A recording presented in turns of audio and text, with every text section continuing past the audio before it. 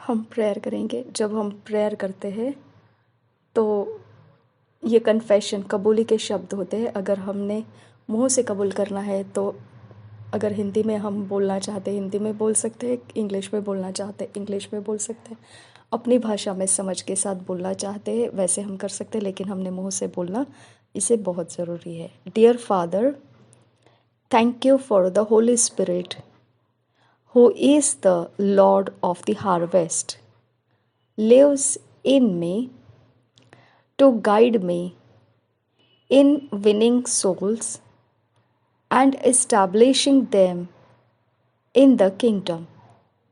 I take advantage of His grace and power in me to be an effective witness of the gospel and the resurrected Christ, fulfilling my calling every day as a soul winner and a soul builder in Jesus' name. आमीन।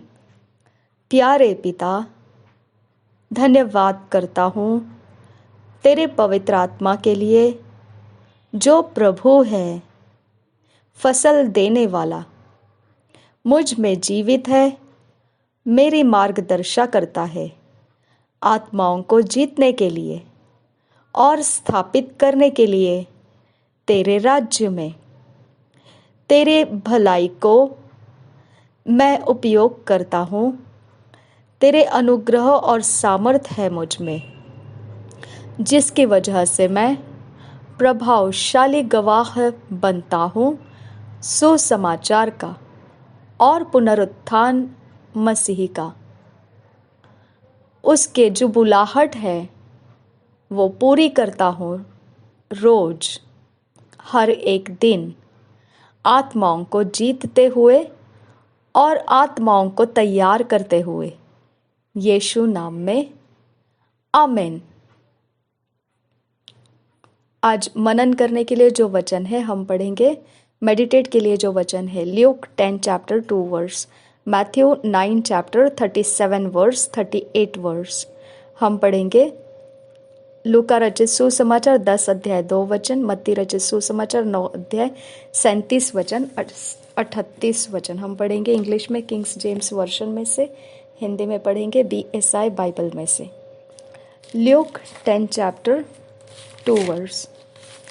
रिबांति kabba asihike berrekeller baha khasianduro ridala bagahasa zerebege diga namagahasiantu khamba ahasike berrekeller bahasiandura redana makasia kubaraha akhetkin be ekboho husiler bahasa zedin ikob rogol ragadkin bo usharahasa zedil elele kese ozaskin be kbo utaler bahasa zehetkun ekham ohsal ler behese। धन्यवाद करते हैं परमेश्वर पिता। Thank you Jesus Christ, धन्यवाद हो। हम पढ़ेंगे Luke 10 chapter 2 verse, kings James version में से। Luke 10 chapter 2 verse. Therefore said he unto them, the harvest truly is great, but the laborers are few.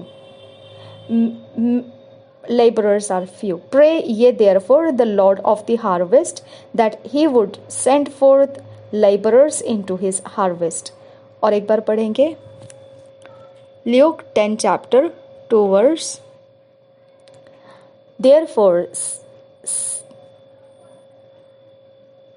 Therefore said he unto them, the harvest truly is great, but the laborers are few. Pray ye therefore the Lord of the harvest that he would send forth laborers into his harvest। यही वचन को हम हिंदी में पढ़ेंगे BSI Bible में से। रेदान ने खम्बोसी लरबहा अखसी कम्बोह शरा खासी के लरबहा खासे जेदिल अगब रोहो ताल एक कातान इकम ओहसी के बर्रेके सियांतु कम्बो ओहसा जहद कुन बे एक शरा खसी के बर्रोहो सियांदुरा। मरकुस रचित सुसमाचार 10 अध्याय का 2 वचन। तब फरीसियों ने लैक्तो लरहा अखासी कम्बरो होसा। मरकुस नहीं, लूक 10 वचन, 10 अध्याय 2 वचन। लूका रचित सुसमाचार 10 अध्याय 2 वचन। रेदाल लब्बागाहासा हम पढ़ेंगे BSI बाइबल में से। लूका रचित सुसमाचार 10 अध्याय का 2 वचन BSI बाइबल में से। जेदी लरबहा अखसी हिकम बहुसिया लरहासा जेदे लबागाहासा। उसने उनसे कहा, पके खेत बहुत है परंतु मजदूर थोड़े हैं, इसलिए खेत के स्वामी से विनती करो कि वह अपने खेत काटने को मजदूर भेज दे। और एक बार पढ़ेंगे लूका रचित सुसमाचार 10 अध्याय 2 वचन।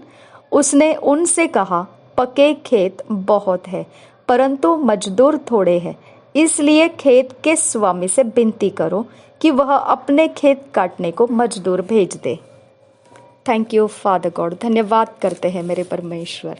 रिबांत इकम ओसी लरबहा अखासे हिकम ओहता लरबहासा। दुष्ट का अंत निश्चित होता है परमेश्वर, इसके लिए मैं तेरा धन्यवाद करती हूँ। दुष्ट का अंत निश्चित होता है पिता परमेश्वर, इसके लिए मैं तेरा धन्यवाद करती हूँ। थैंक यू फादर गॉड, निश्चित परमेश्वर दुष्ट का अंत होता है, इसके लिए मैं तेरा धन्यवाद करती हूँ।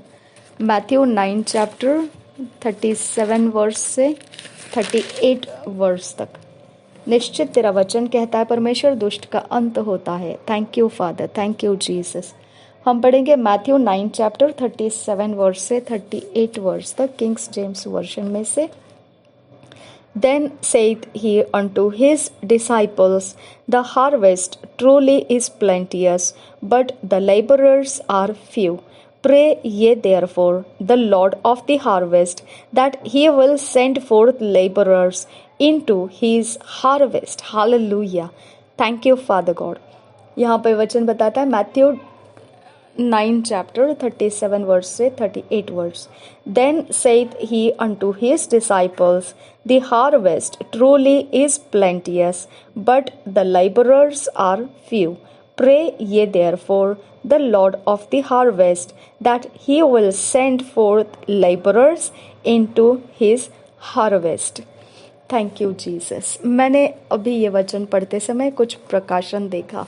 जब पढ़ रही थी तब इम्मीडिएटली मेरे अंदर कुछ प्रकाशित हो गया, और वो प्रकाशित होना ऐसा है।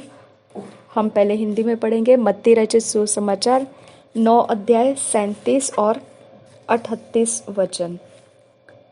37 और 38 वचन। तब उसने अपने चेलों से कहा, पके खेत तो बहुत है पर मजदूर थोड़े हैं, इसलिए खेत के स्वामी से विनती करो कि वह अपने खेत काटने के लिए मजदूर भेज दे।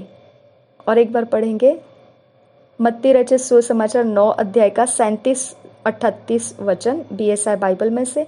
तब उसने अपने चेलों से कहा, पके खेत तो बहुत है पर मजदूर थोड़े हैं, इसलिए खेत के स्वामी से विनती करो कि वह अपने खेत काटने के लिए मजदूर भेज दे। हालेलुया। Thank you Jesus. धन्यवाद करते हैं परमेश्वर। मैं आपको वो प्रकाशन बताती हूँ जब मैं ये वचन पढ़ रही थी। ओके, मैंने आज एक बुक पढ़ा। उस बुक में मैंने गदरीन का दुष्ट आत्माग्रस्त इंसान के बारे में, मैं उसका विषय के ऊपर, वो बुक के लेखक लिख रहे थे, मैंने उसको पढ़ा। वो पढ़ते वक्त मुझे एकदम क्लियर पिक्चर दिखाई दिया।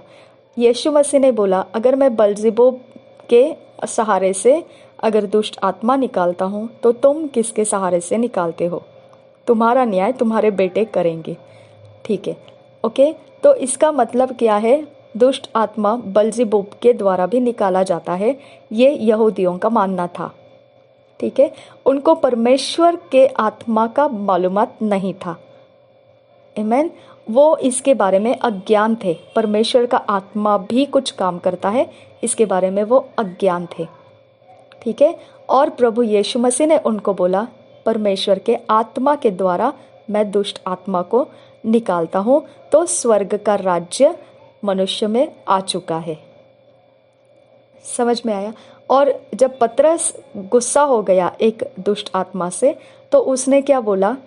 रोज रोज वो दुष्ट आत्मा ग्रस्त जो महिला थी वहाँ पर वो चिल्लाती थी कि ये परमेश्वर के महान परमेश्वर के ये लोग सेवा करने वाले लोग हैं, ये बहुत बड़ी सेवा कर रहे हैं, ये बात वो बारंबार बोल रही थी। तो उसको एक आते जाते वो एक चिढ़ भर गया उसके अंदर। ओके, और उसने उस चिढ़ के कारण उस दुष्ट आत्मा को बोला तू निकल आ, उसमें से बाहर निकला। जैसे ही वो दुष्ट आत्मा बाहर निकली, अब क्या हो गया, वो जो काम करती थी, जो फॉर्चून टेलर थी वो, ओके, जो बिजनेसमैन है, इनको वो सब कुछ बताती थी, कैसे प्रॉफिट होगा, कहाँ से मिलेगा, किधर है, सब रास्ते बताती थी। तो अब वो काम दुष्ट आत्मा किया करता था, तो वो दुष्ट आत्मा उसके अंदर से निकल गया। ठीक है, ये एरिया ऑफ लाइफ हमको ध्यान देना है। ठीक है, जब मजदूर मांग रहे हैं हम, तो मजदूर कौन आने वाले हैं? मनुष्य। ओके, परमेश्वर के बारे में क्या बोला है कि परमेश्वर से प्रार्थना करो कि मजदूर की कमी है। ओके, और खेत पके हुए हैं, मजदूरों की कमी है। तो इसका मतलब क्या है? मजदूर भेज दो। इसका मतलब क्या है? मजदूर आएंगे कहाँ से? है ना, मजदूर भेज दो। तो वचन क्या कहता है? यूहन्ना रचित सुसमाचार में हमने देखा है, वचन ये कहता है कि पिता भेजता है यीशु मसीह के पास, ओके, ताकि यीशु मसीह को वो ग्रहण कर सके। समझ में आया? और यीशु मसीह ने क्या कहा? बिना यीशु मसीह के पिता के पास कोई नहीं जा सकता है, और पिता भेजे बिना कोई यीशु मसीह तक आ नहीं सकता है। समझ में आया? तो इसका मतलब क्या है? जब मनुष्य परमेश्वर के पास आता है तो दो जन इन्वॉल्व है, एक तो पिता और दूसरा यीशु मसीह। ओके, ये दोनों के बीच में आपको ये ध्यान रखना है कि हम या तो पिता से भेजे जाते हैं या यीशु मसीह के कारण हम बचा लिए जाते हैं। ठीक है, हमारे अंदर का कुव्वत ऐसा नहीं है कि हम यीशु मसीह को ग्रहण कर सकेंगे। ओके, हमारे अंदर की एबिलिटी ऐसी नहीं है जो हम यीशु मसीह को ग्रहण कर सकेंगे। आमीन। इसकी वजह से हम अपने अंदर से, जब यीशु मसीह ने हमको खाली कर लिया, ओके, अब जब यीशु मसीह ने हमको लेना है उसके राज्य में, तो हमारे अंदर जो दुष्ट आत्माएं रहा करती थी वो निकल गई और हमारे अंदर परमेश्वर का आत्मा भर दिया गया। ठीक है, जब तक हम ऐसे नहीं हो जाते तब तक हम प्रभु यीशु के पीछे चल नहीं सकते हैं। परमेश्वर के आत्मा ही के द्वारा हम परमेश्वर के पीछे चल पाते हैं। ओके, तो इसका मतलब इस पृथ्वी के ऊपर मनुष्य है लेकिन दुष्ट आत्माओं से भरे हुए हैं। ओके, आपको पता है दुष्ट आत्माओं से भरे हुए लोग खुद काम नहीं करते हैं, उसके अंदर का दुष्ट आत्मा काम कर रहा होता है। ओके, ये एरिया ऑफ लाइफ में परमेश्वर क्या बोला है? मजदूरों को भेज दो। इसका मतलब ये दुष्ट आत्मा ग्रस्त लोगों को अब तू बुला ले तेरे राज्य में, क्योंकि हमको जरूरत है। दुष्ट आत्मा को हटा दे और लोगों को भर्ती कर, तेरे राज्य में काम करने के लिए चाहिए। समझ में आया? तो हमारे इर्द गिर्द में जितना भी हम, जो भी एरिया ऑफ लाइफ हमारा दिखता है हमको, उसके अंदर एक ही बात ध्यान रखना है हमेशा। ठीक है, इंसान हमारे शत्रु नहीं है, लेकिन दुष्ट आत्मा उनको जिस तरह से चला रहा है, ओके, उसके पास भी गैंग, उसके पास भी नेटवर्क, उसके पास भी चालाकियां है। वो किसी भी तरह से मनुष्यों को हमारे साथ परमेश्वर के राज्य में होने नहीं देता है। ओके, उसके पास हमेशा रास्ता होता है कि दुष्टता के जगत में बने रहने का।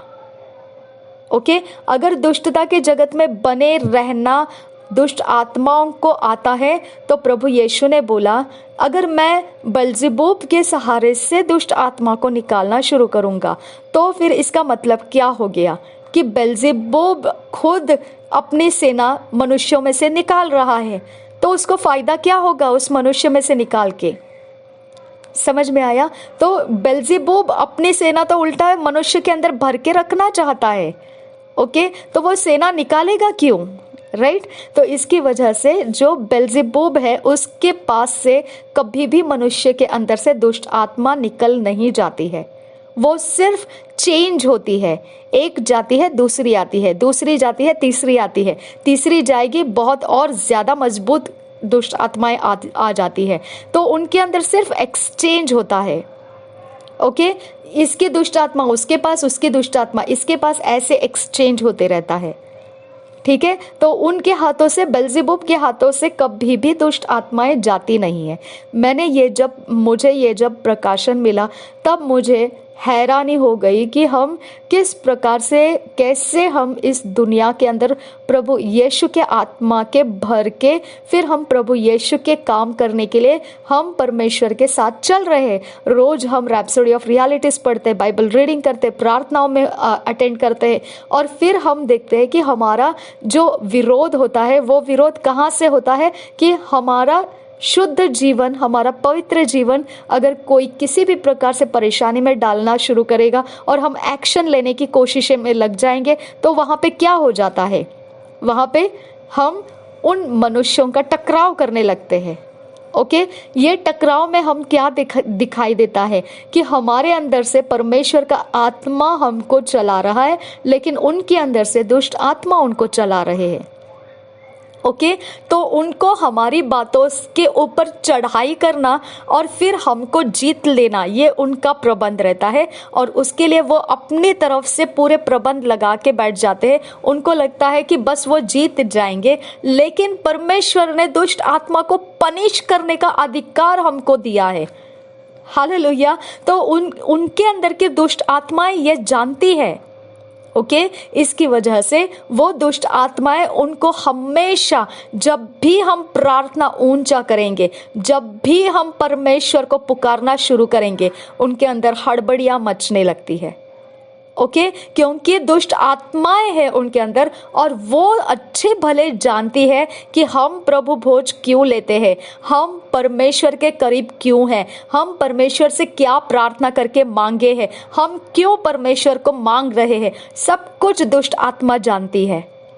समझ में आया? इसकी वजह से दुष्ट आत्मा दुष्ट काम करने के लिए जिन लोगों के अंदर बैठी हुई है, वो हमेशा उनको ऐसे उकसाएगी कि वो उस तरफ से परमेश्वर के लोगों का विरोध ही करते रहे, ताकि वो पूरा जो पावर है परमेश्वर का उनको छुए नहीं।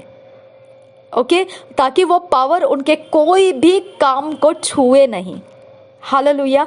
उनके काम एकदम सही रहना चाहिए दुष्टता के जगत में। इसके लिए उनके पास बहुत सारा सेटिंग्स भी रहेगा, सब जगह में उनके ही साथ देने वाले ऐसे दुष्ट आत्माओं से भरपूर ऐसा एक एरिया वो संभाल के रखते हैं।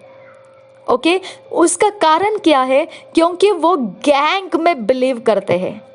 ओके, वो झुंड में बिलीव करते हैं।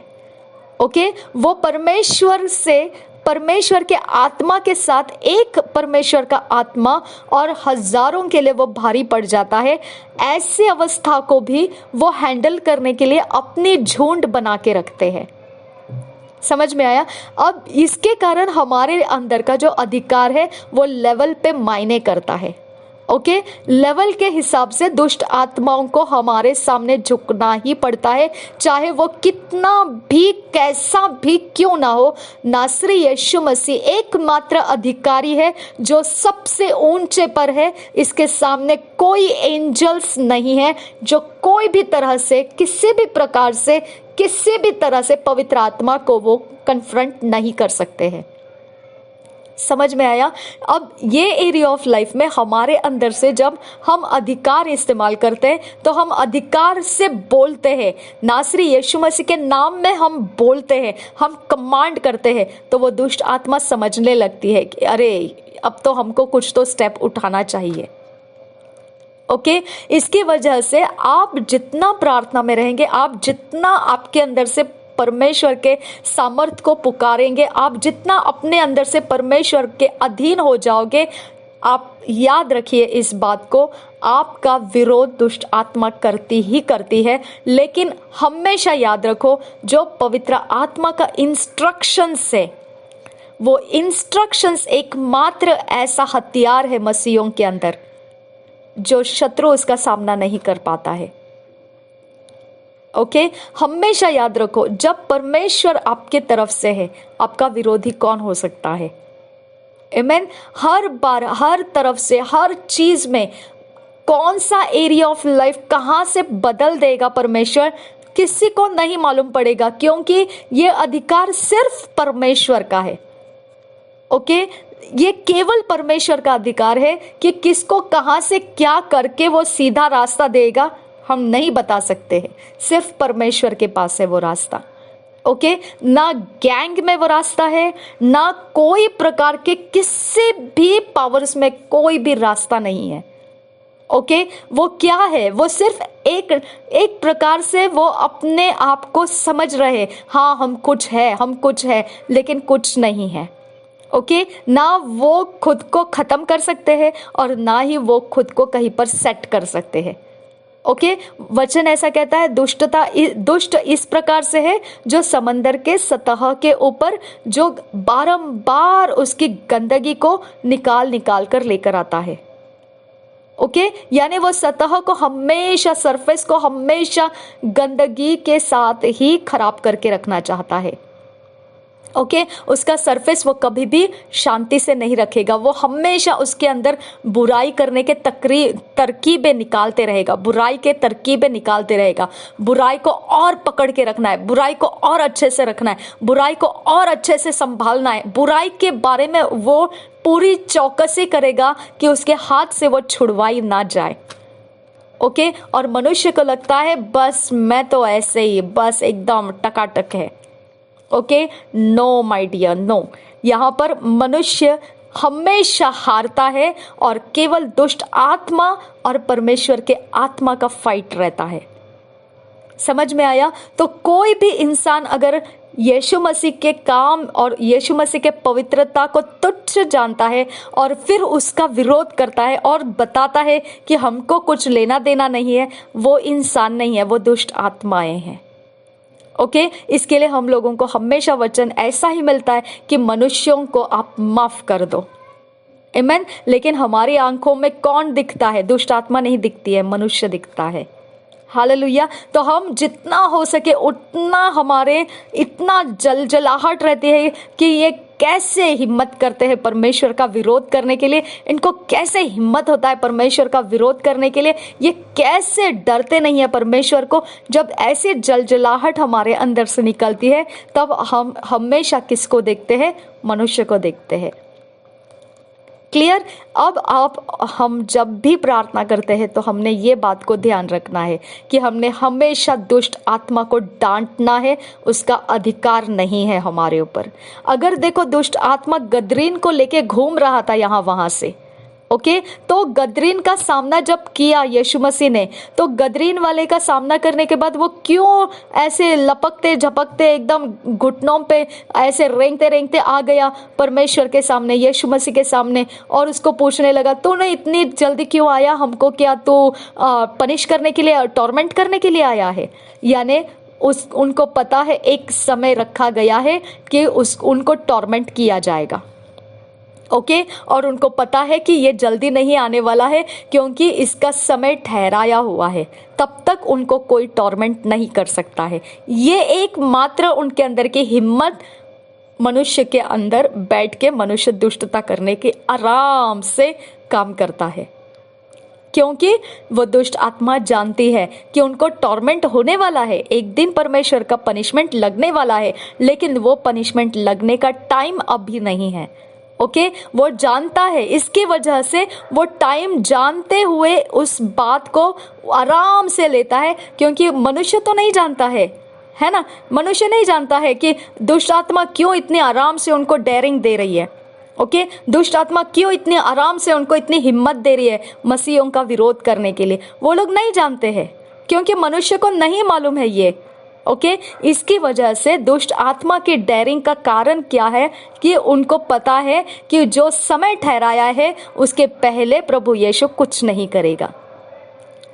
समझ में आया? तो इसके पहले कुछ नहीं करेगा, इसका मतलब क्या है कि वो कुछ भी करे उनको कुछ प्रभु यीशु करने वाला नहीं है, ये उनका कॉन्फिडेंस है।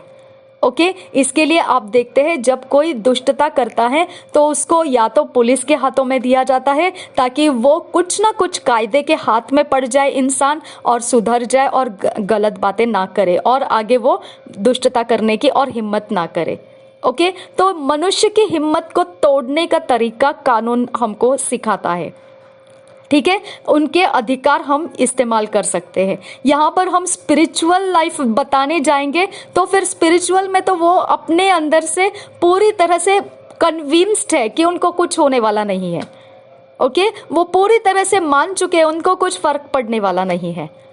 ओके लेकिन अगर वही बात आप कानून के हाथ में देते हो, अब वहां आप जब खड़े हो जाते हो वहां पे कुछ बात बन सकती है कि परमेश्वर आपके लिए कुछ करता है और वहां से वो इंसान उस दुष्ट आत्मा की सुनना बंद करता है और वो मान लेता है कि नहीं नहीं नहीं है, कुछ तो है, परमेश्वर भी कुछ तो है। अगर परमेश्वर को नहीं माना तो कम से कम वो कायदा और कानून को तो मानना शुरू कर लेता है।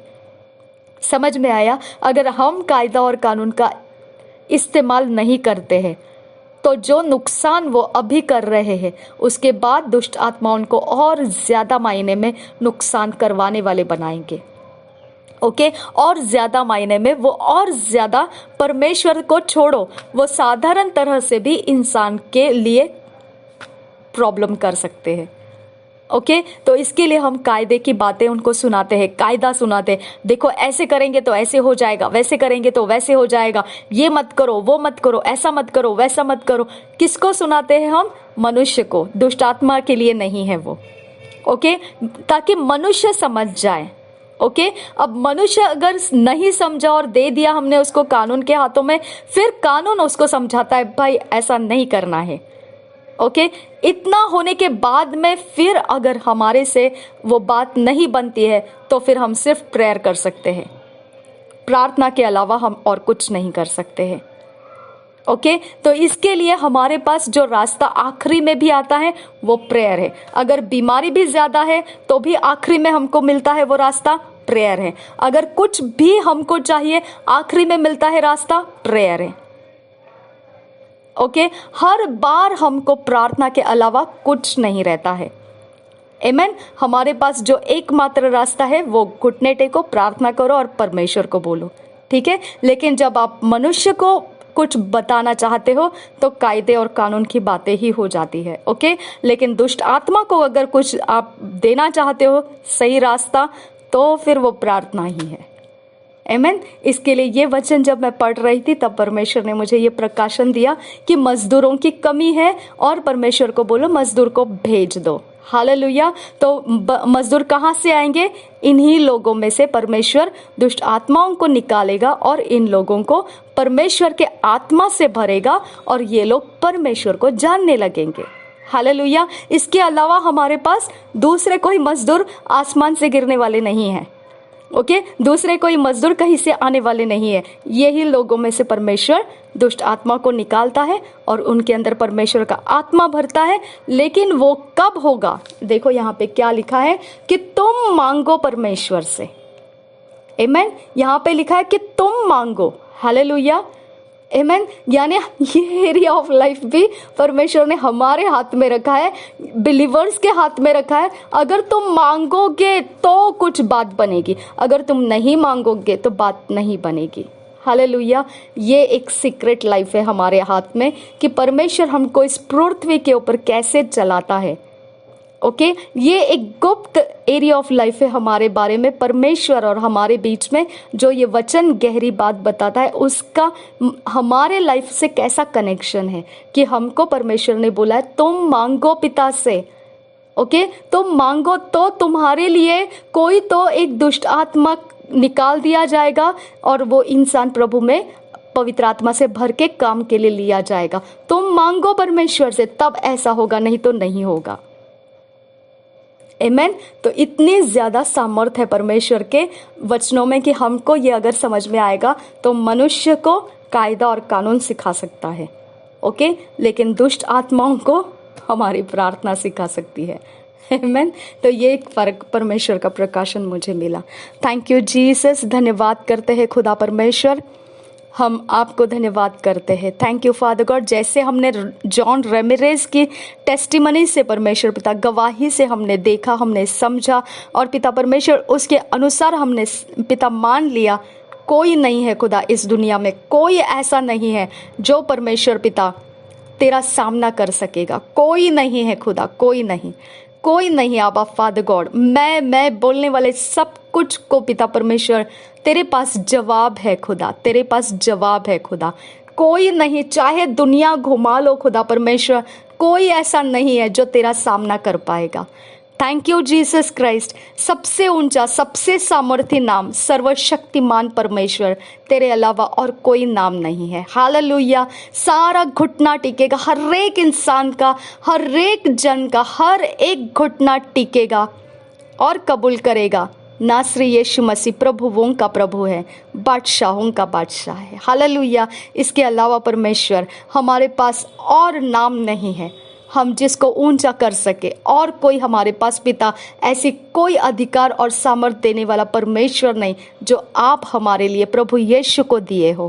थैंक यू फादर गॉड, जो स्तर पर यीशु मसीह अभी बैठा है उस स्तर का अधिकार और सामर्थ सब कुछ के ऊपर राज्य करता है। आई थैंक यू फादर गॉड कि यहाँ पर परमेश्वर उसके सामने कोई भी ऐसा नहीं है खुदा जो अपनी ताकत और अपने हुद्दे का प्रमाण देकर हमसे कुछ भी परमेश्वर हमारे कोई भी एरिया ऑफ लाइफ को कुछ भी बदल पाएगा। सर्वशक्तिमान परमेश्वर तू एकमात्र है ऐसा जो इतना कुछ हमारे जीवन के लिए कर रहा है। थैंक यू फादर गॉड, हमारा भविष्य तूने स्वर्ग के राज्य में लिया, हमारे जीवन को परमेश्वर तूने पवित्रता और शुद्धता से लिया। हमें पिता जो कुछ मालूम भी नहीं था, लेकिन तूने परमेश्वर हम में से दुष्ट आत्माओं को निकाला और हमें परमेश्वर पिता तेरे आत्मा से भरकर पिता परमेश्वर हमें तेरे पीछे चलने का रास्ता दिया। तो मार्ग हुआ, तो सत्य हुआ हमारे लिए, तो हमारे लिए जीवन हो गया। हम धन्यवाद करते हैं परमेश्वर पिता कि हमारा जीवन उजियाले से तूने भरा, अंधकार को तूने मिटा दिया। तूने परमेश्वर पिता हमारे जीवन के अंदर के सारे समय बदल दिए। धन्यवाद करते हैं खुदा परमेश्वर कि तू जो रास्ता देता है वो अनंत काल में हमारे लिए लाभदायी बनता है। तू जिस रास्ते से हमको लेकर चलता है उस रास्ते की अगुवाई तेरा आत्मा हमारे अंदर से करता है। थैंक यू फादर गॉड, सारी महिमा सारा आदर हम तुझे देते हैं खुदा, और तेरे नाम को हम ऊंचा करते हैं। तू बढ़े और हम घटे परमेश्वर पिता, तेरा नाम ऊंचा हो खुदा और हम घट जाए खुदा। सारी महिमा के लिए केवल तू योग्य नाम है, केवल तू योग्य परमेश्वर है। नासरी यीशु मसीह के नाम में विनती करते हैं, सुन और कबूल कर पिता। Amen, amen, amen. Thank you Jesus. La la la la la la la la.